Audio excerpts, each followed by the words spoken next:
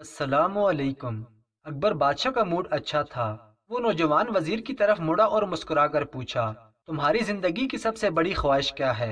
वजीर शर्मा गया। उसने मुंह नीचे कर लिया। अकबर बादशाह मुस्कुराया और बोला, घबराओ मत, बस अपनी जिंदगी की सबसे बड़ी ख्वाहिश बताओ। वजीर घुटनों पर झुका और आजिज़ी से बोला, हुजूर, आप दुनिया की खूबसूरत तरीन सुल्तनत के मालिक हैं। जब भी ये सुल्तनत देखता हूँ तो मेरे दिल में ख्वाहिश पैदा होती है कि अगर इसका 10वां हिस्सा मेरा होता तो मैं दुनिया का खुशनसीब तरीन शख्स होता। वजीर खामोश हो गया। बादशाह मुस्कुराया और बोला, मैं अगर तुम्हें अपनी आधी सुल्तनत दे दूं तो? वजीर ने घबरा कर ऊपर देखा और आइजी से पूछा, बादशाह सलामत, ये कैसे मुमकिन है? मैं इतना खुशकिस्मत कैसे हो सकता हूँ? बादशाह ने फौरन शाही कातिब को बुलाया और उसे 2 अहकामात लिखने का हुक्म दिया। बादशाह ने पहले हुक्म के जरिए अपनी आधी सुल्तनत नौजवान वजीर के हवाले करने का फरमान जारी कर दिया।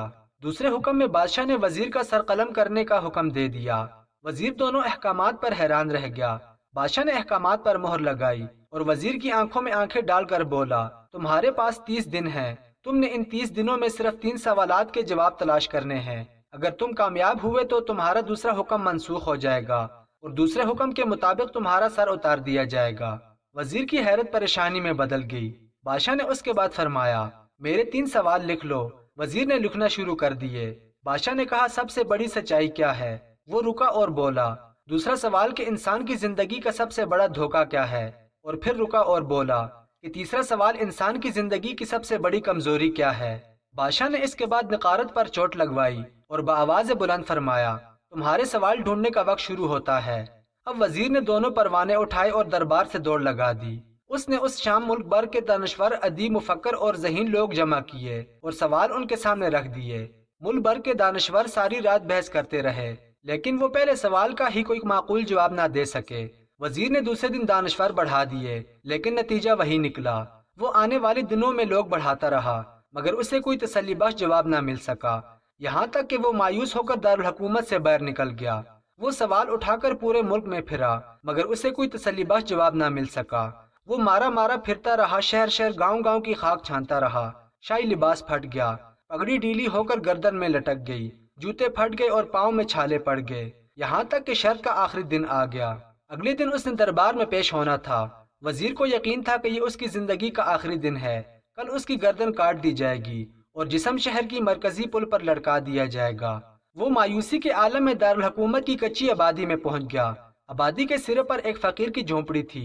वो गिरता पड़ता उस कुटिया तक पहुंच गया।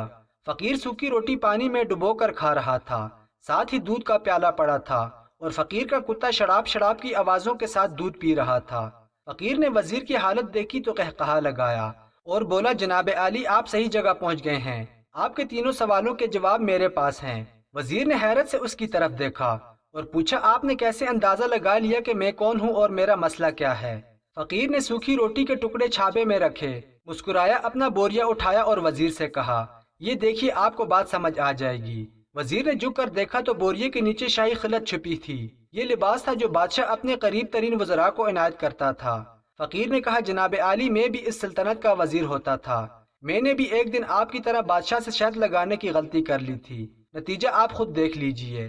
फकीर ने उसके बाद सूखी रोटी का टुकड़ा उठाया और दोबारा पानी में डुबोकर खाने लगा। वजीर ने दुखी दिल से पूछा कि क्या आप भी जवाब तलाश नहीं कर सकते थे? फकीर ने कहकहा लगाया और जवाब दिया, मेरा मामला आपसे मुख्तलिफ था। मैंने जवाब ढूंढ लिए थे और बादशाह को बताकर आधी सल्तनत का परवाना फाड़ा। बादशाह को सलाम किया और इस कुटिया में आकर बैठ गया। मैं और मेरा कुत्ता दोनों मुतमईन जिंदगी गुजार रहे हैं। वजीर की हैरत बढ़ गई, लेकिन ये साबिक वजीर की हमाकत के तजज़िये का वक्त नहीं था, जवाब मालूम करने की घड़ी थी। चुनांचे वजीर फरियादी बन गया और उसने फकीर से पूछा, क्या आप मुझे सवालों के जवाब दे सकते हैं? फकीर ने हाँ में गर्दन हिलाकर जवाब दिया कि मैं पहले 2 सवालों का जवाब मुफ्त दूंगा, लेकिन तीसरे जवाब के लिए तुम्हें कीमत अदा करनी होगी। वजीर के पास शर्त मारने के अलावा कोई चारा नहीं था। उसने फौरन हाँ में गर्दन हिला दी। फकीर बोला, दुनिया की सबसे बड़ी सच्चाई मौत है। इंसान कोई भी हो, कुछ भी हो, वो इस सच्चाई से नहीं बच सकता। वो रुका और बोला कि इंसान की जिंदगी का सबसे बड़ा धोखा जिंदगी है। हम में से हर शख्स जिंदगी को दायमी समझकर उसके धोखे में आ जाता है। फकीर के दोनों जवाब नाकाबिले तरदीद थे। वजीर सरशार हो गया। उसने अब तीसरे जवाब के लिए फकीर से शर्त पूछी तो फकीर ने कहकहा लगाया और कुत्ते के सामने से दूध का प्याला उठाकर वजीर के हाथ में दे दिया اور کہا میں آپ کو تیسرے سوال کا جواب اس وقت تک نہیں دوں گا جب تک آپ یہ دودھ نہیں پیتے۔ وزیر کے ماتھے پر پسینہ آ گیا۔ اس نے نفرت سے پیالہ زمین پر رکھ دیا۔ وہ کسی قیمت پر کتے کا جھوٹا دودھ نہیں پینا چاہتا تھا۔ فقیر نے کندھے اچکائے اور کہا ٹھیک ہے، مگر اب تمہارے پاس دو راستے ہیں۔ پہلا یہ کہ تم انکار کر دو اور شاہی جلاد کل تمہارا سر اتار دے، یا پھر تم یہ ادھ پاؤ دودھ پی جاؤ اور تمہاری جان بھی بچ جائے اور تم آدھی سلطنت کے مالک بھی بن جاؤ۔ فیصلہ بالہار تم نے کرنا ہے۔ وزیر مخمصے میں پھنس گیا۔ ایک طرف زندگی اور آدھی سلطنت تھی اور دوسری طرف کتے کا جھوٹا دودھ تھا۔ وہ سوچتا رہا یہاں تک کہ جان اور مال جیت گیا اور عزت نفس ہار گئی۔ وزیر نے پیالہ اٹھایا اور ایک ہی سانس میں دودھ پی لیا۔ فقیر نے قہقہا لگایا اور بولا میرے بچے، انسان کی سب سے بڑی کمزوری غرض ہوتی ہے، یہ اسے کتے کا جھوٹا دودھ تک پینے پر مجبور کر دیتی ہے، اور یہ وہ سچ ہے جس نے مجھے سلطنت کا پروانہ پھاڑ کر اس کٹیا میں بیٹھنے پر مجبور کر دیا تھا۔ میں جان گیا تھا کہ میں جوں زندگی کے دھوکے میں آؤں گا، میں موت کی سچائی کو فراموش کرتا جاؤں گا، اور میں موت کو جتنا فراموش کرتا رہوں گا میں اتنا ہی غرض کی دلدل میں دھستا جاؤں گا، اور مجھے روز اس دلدل میں سانس لینے کے لیے غرض کا غلیظ پینا پڑے گا۔ لہٰذا میرا مشورہ ہے کہ زندگی کے ان تینوں حقیقتوں کو جان لو، تمہاری زندگی اچھی گزرے گی۔ وزیر خجالت، شرمندگی اور خود ترسی کا تحفہ لے کر فقیر کی کٹیا سے نکلا اور محل کی طرف چل پڑا۔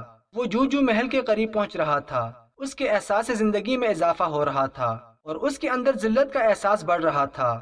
وہ اس احساس کے ساتھ محل کے دروازے پر پہنچا۔ اس کے سینے میں خوفناک ٹیس اٹھی۔ وہ گھوڑے سے گرا، لمبی ہچکی لی اور اس کی روح قب سے انسرا سے پرواز کر گئی۔